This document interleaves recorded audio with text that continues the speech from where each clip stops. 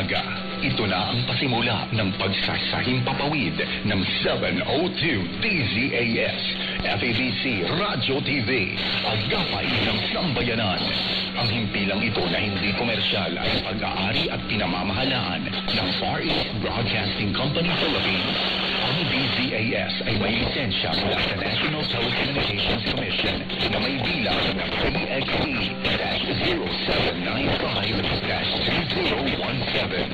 Nagsasahimpapawid ng 702 DZAS araw-araw sa lakas ng 50 kilowatts sa 702 kilohertz sa AM band mula alas 4:35 ng umaga hanggang alas 12 ng hating gabi.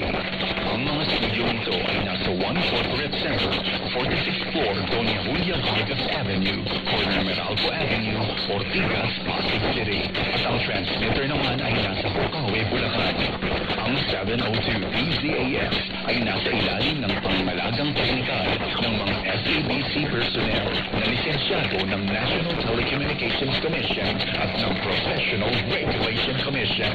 Electronics and Communications Engineer Joaquin Aliga Jr., ECE number 0011597 at First Class Radio Operators. Elizalde Aramay, NTC number 17-1PNCR-268486. Eduardo Balyad, NTC number 97-1-PHN-19888. Rafael Barduquillo, NTC number 14-1PNCR-26670. George Cristobal, NTC number 16-1PNCR-26841.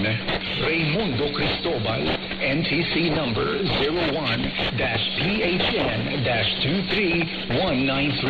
At JVC Tabua, NTC number 15-1PNCR-26813. Ito ang inyong mga kaagapay sa 702 DZAS, FABC Radio TV, agapay ng sambayanan. Magandang umaga po. Atin ang pasimulan ang bawat umaga ng mabubuting balita. Halina't makinig sa bukal ng pagpapalang hatid ng mga piling talata at katuruan hango sa magandang balita Biblia na isinilaysay at isinadula upang magsilbing gabay sa iyong paglagong espiritual. Ang mga talatang ito'y tinikon ayon sa Daily Bible Reading Guide na inilimbag ng Philippine Bible Society. Sundan at subaybayan araw-araw upang makumpleto ang pagninilay sa salita ng Diyos sa loob ng isang taon. Halina at ating tuklasin ang magandang balita. Narito ang magandang balita ngayong araw ng Martes, 17 ng Pebrero.